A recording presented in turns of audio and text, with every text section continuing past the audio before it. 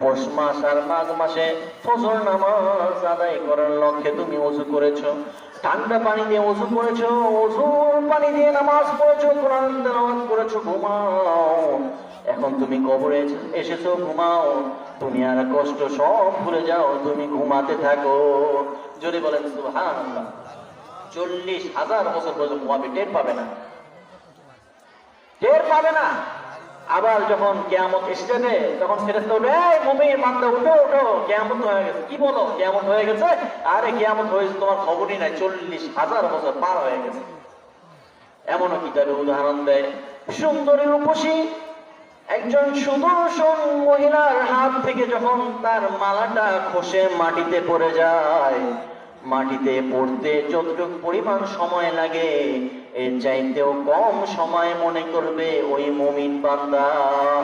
যে মুমিন বান্দা কবরে আছে, এত অল্প সময় তার মনে হবে।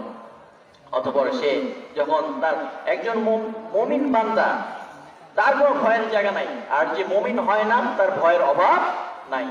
যে মুমিন হয় না তার ভয়ের অভাব নাই।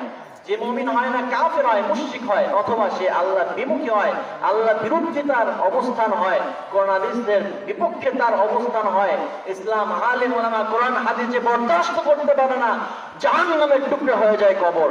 জোরে বলে ঠিক কি ঠিক না?